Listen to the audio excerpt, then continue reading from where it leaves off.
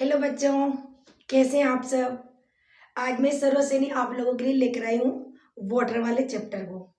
जैसा कि आपको पता है कि सर्दियाँ बहुत हो गई है और सर्दियों की वजह से सभी बच्चे अभी घरों पे ही है, तो आप लोग घर पे ही अपनी क्लासेस को रेगुलर अटेंड कर सके उसके लिए हम लोगों ने आपकी ऑनलाइन क्लासेस स्टार्ट करी है। तो आप लोगों से रिक्वेस्ट है कि आप लोग डेली थोड़ा थोड़ा टाइम निकाल के अपनी क्लासेस को रेगुलर अटेंड करें। और अगर कोई भी टॉपिक से रिलेटेड आपको कोई क्वेरी हो तो आप लोग उसको या तो मुझे पर्सनली मैसेज करके भी पूछ सकते हैं, या फिर जैसे वेकेशंस के बाद जैसे आपकी क्लासेस लगती है तब भी आप उस टॉपिक को पूछ सकते हैं, ताकि अपन उसको क्लास में शॉर्ट आउट कर लेंगे। चलिए स्टार्ट करते हैं हम लोग आज वाटर। देखो वाटर यानी पानी। पानी के बारे में तो आप लोग वैसे ही सब जानते ही हैं। पानी आपकी डेली आवश्यकताओं में बहुत जरूरी होता है। तो इसके आगे ज़्यादा इम्पोर्टेंस समझने से पहले हम लोग पहले ये समझें कि जो हमारा नेचर है उसमें लगभग 71% वाटर पाया जाता है। यानी हमारी प्रकृति में लगभग 71% भाग पानी का पाया जाता है, और बाकी का जो भाग बचता है उसके अंदर बाकी सभी ऑर्गेनिज्म रहते हैं। लिविंग नॉन लिविंग सभी बाकी के भाग में रहते हैं। और जो लगभग पूरा ऑल ओवर हमारा ग्लोब है इसके 71% भाग में पानी पाया जाता है। पानी की जरूरत तो हम सभी को है, ये तो अपन सब वैसे जानते हैं। लेकिन पानी के बारे में अगर एक बहुत इंपॉर्टेंट बात हम समझें तो ये पानी जो होता है उसे यूनिवर्सल सॉल्वेंट कहा जाता है। Universal universal solvent. Universal solvent का मतलब ये है कि ये प्रकृति के लगभग सभी पदार्थों को अपने आप में सॉल्युबल करने में सक्षम होता है। यानी ज़्यादातर पदार्थ पानी के अंदर घुलनशील होते हैं। तो पानी की ये बहुत ही स्पेशल बात होती है कि पानी ज़्यादातर चीज़ों को अपने अंदर घुलनशील करने में यानी घोलने में सक्षम होता है, और इसके अंदर ज़्यादातर चीज़ें घुल जाती है। इसी वजह से इसे यूनिवर्सल सॉल्वेंट कहा जाता है। अब देखो पानी के बारे में नॉर्मल चीज तो हमें पता ही है, लेकिन हम यहाँ पर और भी डिटेल में ये डिस्कस करने वाले हैं कि जो हम जानते हैं उसके अलावा और कौन कौन सी ऐसी जगह है जहाँ पर हम लोग पानी को यूज करते हैं। तो हम यहाँ पर यूजेज यानी नीड्स ऑफ वाटर या यूं कह दो इम्पोर्टेंस ऑफ वाटर पढ़ेंगे। तो देखो स्टार्ट करते हैं इम्पोर्टेंस ऑफ वाटर। सबसे पहले स्टार्ट करें इन ह्यूमन बॉडी यानी इंसानों के शरीर में। देखो इंसानों के शरीर की अगर हम बात करें कि पानी की जरूरत हमें कहाँ कहाँ होती है, तो सबसे पहली बात हम करें फूड के डाइजेशन में। आपको याद है हम जो खाना खाते हैं उसके बाद हमें पानी को खाने के बाद पानी की जरूरत पड़ती है, ताकि हमारा जो खाना है वो थोड़ा लिक्विड फॉर्म में बॉडी के अंदर जाए और उसका प्रॉपर तरीके से डाइजेशन हो सके। जब फूड का डाइजेशन होता है उसी के बाद हमें एनर्जी मिलती है, और जो फूड है उसकी एनर्जी की नीड के लिए ही हमें ज़रूरत पड़ती है, क्योंकि हम दिन भर में जितने भी काम करते हैं वो सारे काम करने के लिए हमें एनर्जी की ज़रूरत पड़ती है, और वो एनर्जी हमें फूड से ही मिलती है। जब तक फूड का प्रॉपर डाइजेशन नहीं होगा तब तक वो एनर्जी में चेंज नहीं हो पाता। इसीलिए हमें उस फूड के डाइजेशन के लिए बॉडी में पानी की ज़रूरत पड़ती है। तो सबसे पहली बात तो हमारे इंसानों के शरीर में ह्यूमन बॉडी के अंदर पानी का जो सबसे इम्पोर्टेंट काम है वो है फूड का डाइजेशन करना। इसके बाद अगर अपन नेक्स्ट चलें तो सेकंड बात करें अब्जॉर्प्शन ऑफ न्यूट्रिशन यानी पोषक तत्वों के अवशोषण में। तो देखो हमारे भोजन के अंदर डिफरेंट टाइप के न्यूट्रिएंट्स होते हैं, लाइक कार्बोहाइड्रेट है, प्रोटीन है, विटामिन्स होते हैं, मिनरल्स होते हैं। इन सभी का अब्जॉर्प्शन हमारी बॉडी में फूड के डाइजेशन के बाद ब्लड में होता है। आपको ये भी पता होगा कि हमारा जो ब्लड होता है वो एक फ्लूइड होता है, लिक्विड फॉर्म में होता है। हमारा ब्लड सॉलिड, लिक्विड और गैस तीनों ही पार्ट से मिलकर बना होता है, जिसका लिक्विड पार्ट कहलाता है प्लाज्मा। अगर हम प्लाज्मा की बात करें तो प्लाज्मा में लगभग 90 से 92% भाग वाटर यानी पानी ही पाया जाता है। जो फूड आपका एनर्जी में चेंज होता है उस एनर्जी के साथ जो न्यूट्रिशन होते हैं उन न्यूट्रिएंट्स का अब्जॉर्प्शन ब्लड के अंदर प्लाज्मा में ही होता है। और क्योंकि हमारा प्लाज्मा वाटर का ही मतलब वाटर से ही बना होता है, यानी पानी की इसमें ज़्यादा मात्रा पाई जाती है, इसीलिए ब्लड भी अपने आप में आप यूँ कह सकते हो कि पानी के बिना पदार्थों को घोलने में सक्षम नहीं हो सकता। पदार्थ ब्लड के अंदर घुल सकें, न्यूट्रिएंट्स ब्लड में घुल सकें, इसके लिए हमारे ब्लड के अंदर पानी की आवश्यकता होती है। इसके बाद हम नेक्स्ट बात करें एक्सक्रीशन ऑफ बॉडी वेस्ट यानी हमारी बॉडी के वेस्ट मटेरियल को बाहर निकालना। हम लोग जो यूरिन पास करते हैं उस यूरिन के अंदर यूरिया नामक एक केमिकल पाया जाता है जो हमारी बॉडी का बहुत ही हार्मफुल केमिकल होता है और हमारे लिए वेस्ट होने के साथ साथ अगर ये रेगुलर बॉडी में रहे तो बॉडी में बहुत सारी बीमारियां पैदा कर सकता है। इसीलिए हमें बॉडी से बाहर छोड़ना पड़ता है। यूरिया की एक खास बात है कि ये पानी के साथ यानी लिक्विड फॉर्म में बॉडी से बाहर निकल सकता है। इसीलिए हम लोग जब यूरिन पास करते हैं यानी जिसको आप नॉर्मल भाषा में टॉयलेट बोलते हैं, तो जो टॉयलेट हम लोग पास करते हैं बॉडी से बाहर छोड़ते हैं उसके अंदर पानी की मात्रा होती है और उस पानी के अंदर ही यूरिया, यूरिक एसिड और कुछ एक्स्ट्रा सोल्ट होते हैं जो इसके साथ घुलकर बॉडी से बाहर निकलते हैं, जिससे कि हमारी बॉडी में वेस्ट मटेरियल से होने वाले नुकसान से बचा जा सकता है।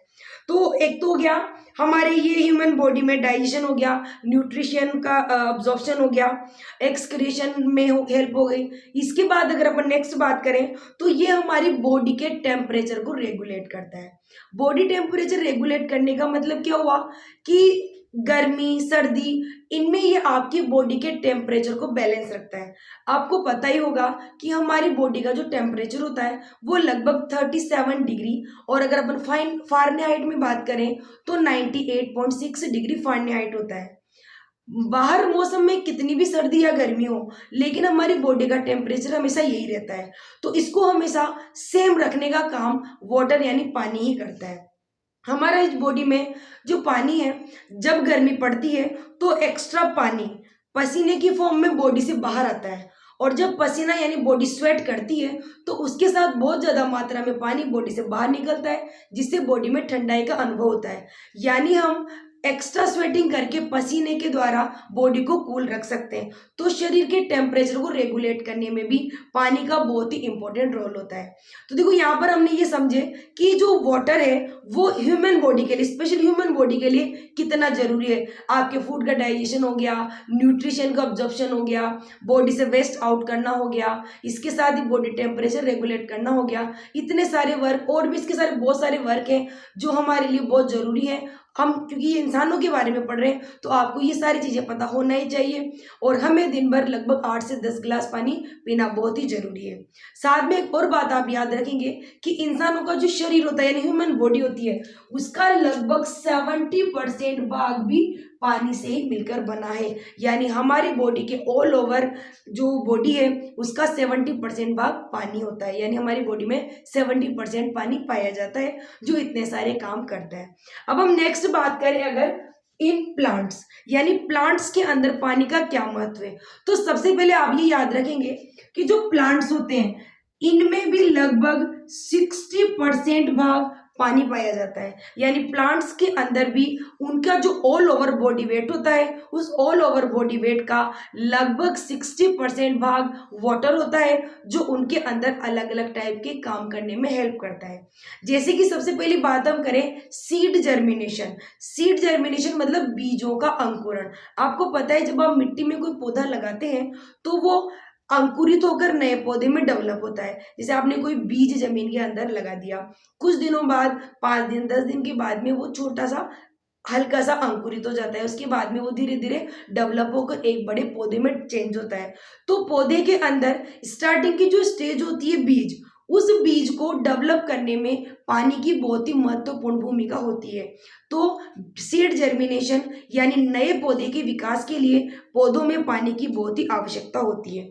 इसके अलावा देखो आपने ये भी देखा है बहुत सारे तो फ्रूट्स वगैरह ऐसे होते हैं जिनमें ऑलरेडी बहुत ज़्यादा क्वांटिटी में पानी होता है, जैसे कि वाटरमेलन होता है, टोमेटो होते हैं, ऑरेंज होते हैं। तो इनमें भी लगभग 90% पार्ट इनका पानी से भरा हुआ होता है। यानी इनके अंदर फ्रूट्स के अंदर भी अगर हम बात करें, जैसे मैंने बताया आपको वाटरमेलन, टोमेटो, ऑरेंज है, तो उनमें लगभग 90% के भी अबव क्वान्टिटी में पानी पाया जाता है जो काफ़ी ज़्यादा न्यूट्रिशन को अब्जॉर्ब करके रखता है। और जब आप फ्रूट्स खाते हैं तो उनके पानी के साथ आपको ये न्यूट्रिशन भी मिलते हैं। तो प्लांट्स के लिए ये एक सेकंड चीज हो गई जिसमें पानी की जरूरत पड़ती है। नेक्स्ट हम बात करें तो पौधों के अंदर फोटोसिंथेसिस। फोटोसिंथेसिस आप जानते होंगे जिसको हिंदी में प्रकाश संश्लेषण कहा जाता है। जितने भी ग्रीन प्लांट्स होते हैं उनके अंदर फोटोसिंथेसिस करने का गुण पाया जाता है। यानी हम लोग तो रॉ मटेरियल को पकाकर और उससे खाना बनाकर खाना खाते हैं, लेकिन प्लांट्स हमारी तरह फूड को पकाकर या इस तरह से खाना नहीं खा सकते। उनके अंदर फूड सिंथेसिस करने के लिए एक प्रोसेस होता है जिसे फोटोसिंथेसिस कहा जाता है। फोटोसिंथेसिस में प्लांट्स के अंदर पाए जाने वाली जो आपको पता होगा प्लांट्स की पत्तियां ग्रीन कलर की होती हैं, तो उन ग्रीन पत्तियों के अंदर क्लोरोफिल नाम का एक प्लास्टिड पाया जाता है। तो वो क्लोरोफिल एनवायरनमेंट से सनलाइट, कार्बन डाइऑक्साइड लेकर और वाटर यानी पानी की प्रेजेंस में अपना फूड सिंथेसिस करते हैं, और पौधों को ये पानी मिलता है मिट्टी से। आप जो पौधों को पानी छिड़कते हैं, पानी डालते हैं, पानी पिलाते हैं, वो उनकी जड़ें अब्जॉर्व करती है। जब पानी जड़ों से होते हुए प्लांट्स के ऊपरी भाग में आता है यानी पत्तियों वाले पार्ट में आता है, तो बाहर की कार्बन डाइऑक्साइड और जो सनलाइट होती है, इनकी प्रेजेंस में पौधों में पाया जाने वाला क्लोरोफिल फोटोसिंथेसिस का प्रोसेस करता है, और इस फोटोसिंथेसिस के दौरान पौधों के अंदर ग्लूकोज बनता है, कुछ मात्रा में वाटर भी बनता है, और साथ में ऑक्सीजन गैस बनती है जो सभी जीवधारियों के लिए जरूरी होती है। जो आप ऑक्सीजन लेते हैं रेस्पिरेशन में यानी सांस लेने में, वो इस फोटोसिंथेसिस के प्रोसेस के दौरान ही बनती है। तो प्लांट्स के अंदर भी जो फूड सिंथेसिस का प्रोसेस है वो वाटर की प्रेजेंट में ही होता है, पानी की उपस्थिति में ही होता है। तो पौधों के अंदर रॉ मटेरियल से फूड सिंथेसिस करने के लिए भी पानी की जरूरत पड़ती है। इसके साथ ही जो कुछ पौधे होते हैं उनमें आपको पता ही होगा कि फोटोसिंथेसिस के अलावा भी अगर अपन बात करें तो पौधे के अंदर जो जड़ें होती है वो जड़ें मिट्टी में से पानी को ऑब्जर्व करती है, क्योंकि मिट्टी के अंदर पाए जाने वाले पानी में भी बहुत सारे न्यूट्रिशन होते हैं, और वो न्यूट्रिशन पौधे के लिए भी जरूरी होते हैं। जैसे हमें डेवलपमेंट के लिए न्यूट्रिशंस की जरूरत पड़ती है, बिल्कुल उसी तरह प्लांट्स को भी न्यूट्रिशन की जरूरत पड़ती है। तो प्लांट्स खुद तो थोड़ा बहुत तो फोटोसिंथेसिस करते हैं, उसमें उन्हें कुछ कार्ब्स वगैरह मिल जाते हैं, पर इसके अलावा जो एक्स्ट्रा न्यूट्रिशन होते हैं वो प्लांट्स लेते हैं मिट्टी से पानी के द्वारा, क्योंकि डायरेक्ट तो पौधों के अंदर खाने पीने के लिए कुछ अलग ऑर्गेन्स होते नहीं है। तो पौधों के अंदर जो जड़ें होती है वो वाटर को अब्जॉर्ब करती हैं, और इस पानी में घुले हुए न्यूट्रिशन को ही वो ऊपर की तरफ पौधे के बाकी भागों में भेजती हैं, ताकि पौधे को विभिन्न प्रकार के न्यूट्रिशन मिल सके। तो ये हो गया नेक्स्ट इसका यूज, जो कि हमने अभी प्लांट्स में पढ़ा। सीड जर्मिनेशन में हमने देख लिया फ्रूट्स के अंदर जो पानी की क्वांटिटी पाई जाती है जिनमें न्यूट्रिशन होते हैं। इसके अलावा जड़ों के द्वारा जो पानी मिट्टी से अब्जॉर्ब होता है उसमें भी उनमें न्यूट्रिशन होते हैं। तो पानी इन न्यूट्रिशन को पौधे के विभिन्न भागों में पहुंचाने का काम करता है। तो ये हो गया हमारा प्लांट्स के अंदर। अब हम नेक्स्ट बात करें इन होम। तो होम मतलब घर। तो घर वाली बात तो आपको बताने की जरूरत ही नहीं है, क्योंकि आप सब ऑलरेडी जानते हैं कि हमारे घर पर पानी की कितनी जरूरत पड़ती है। सब्जियों को धोने में, खाना पकाने में, नहाने में, कपड़े धोने में, साफ सफाई करने में, बर्तन साफ करने में, मतलब बहुत सारे ऐसे काम हैं जो आप डेली अपने घर पे देखते हैं। वो सारे के सारे काम आप पानी की प्रेजेंस में करते हैं, तो ये सारे आपके घरेलू उपयोग में ही आते हैं। यानी हम घर पे पानी को डायरेक्टली इनडायरेक्टली जिस तरह से भी यूज कर पा रहे वो सारे आपके घर के उपयोग में ही माने जाएंगे। तो ये हो गया हमारा नेक्स्ट यूज घर पे, क्योंकि ये तो आप ऑलरेडी जानते भी हैं, आप इसको डेली देखते भी हैं, फेस भी करते हैं, नहाना धोना, खाना पकाना, हाथ धोना, ये सब में। चलो अब अभी नेक्स्ट करते हैं एग्रीकल्चर। देखो एग्रीकल्चर का मतलब है कृषि, मतलब खेती बाड़ी।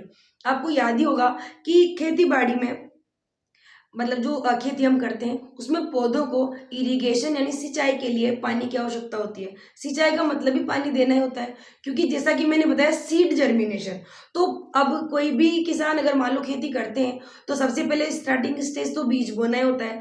तो बीजों को बोने के बाद बीज उगने, फिर उसके बाद पौधे को न्यूट्रिशन देने, इन सब के लिए पौधों को पानी की जरूरत पड़ती है। और इसीलिए हम क्या करते हैं, खेत जब हमारे जो खेत होते हैं उनको उनका इरिगेशन करते हैं, सिंचाई करते हैं, ताकि उनको विभिन्न प्रकार के न्यूट्रिशन मिल सके। और हमारी जो इंडिया है उसमें एक आप चीज़ ध्यान रखेंगे कि हमारे इंडिया में लगभग 60% चीज़ें हमें एग्रीकल्चर से ही प्राप्त होती है। यानी हमारे यहाँ पर लगभग 60% भाग में एग्रीकल्चर यानी कृषि की जाती है, और खेती बाड़ी के लिए सिंचाई में पानी की आवश्यकता होती है। चलिए अब हम नेक्स्ट करें, हम बात करें नेक्स्ट इंडस्ट्रीज की। तो बहुत सारे इंडस्ट्री यानी जो बहुत सारे कारखाने होते हैं, उन इंडस्ट्रीज में भी बहुत सारे रॉ मटेरियल्स को बनाने में पानी की जरूरत पड़ती है। यानी कोई भी केमिकल वगैरह के जो एक्सपेरिमेंट्स वगैरह होते हैं, केमिकल से कोई नई चीज बनानी होती है, तो वहां पर उन केमिकल्स को घोलने के लिए, सॉल्युबल करने के लिए पानी की जरूरत पड़ती है। जैसा कि मैंने अभी स्टार्टिंग में आपको बताया था कि जो वाटर होता है यानी जो पानी होता है वो यूनिवर्सल सॉल्वेंट है। यूनिवर्सल सॉल्वेंट का क्या मतलब हुआ कि ये दुनिया की ज्यादातर चीजों को अपने आप में घोलने में सक्षम होता है, ज्यादातर चीजें इसके अंदर सॉल्युबल होती है। इसी वजह से इंडस्ट्रीज में इसका काफी ज्यादा मात्रा में यूज होता है। यहाँ तक कि आपने ये भी देखा होगा कि बहुत सारे जो ट्रीटमेंट प्लांट्स वगैरह होते हैं, या फिर जैसे कि जो थर्मल प्लांट्स होते हैं, इनमें क्या करते हैं, पानी को बॉईल करके उससे इलेक्ट्रिसिटी भी बना रहे हैं। तो पानी को गर्म करके उबाल कर उसकी जो स्टीम होती है उससे डायनेमो चलाकर और उस डायनेमो के द्वारा इलेक्ट्रिसिटी यानी विद्युत बनाई जाती है। आपके घरों में जो इलेक्ट्रिसिटी आती है इसको आप लोग लाइट बोलते हो। तो वो जो इलेक्ट्रिसिटी होती है उसको भी कई सारी इंडस्ट्रीज में पानी को भाप बनाकर स्टीम से बनाया जाता है। तो इंडस्ट्रीज में भी पानी का बहुत ही ज्यादा रोल है। तो आप लोग यहाँ तक का एक बार इसको जो मोटे मोटे पॉइंट्स है उसको नोट करें, उसके बाद हम लोग थोड़ा आगे बढ़ते हैं।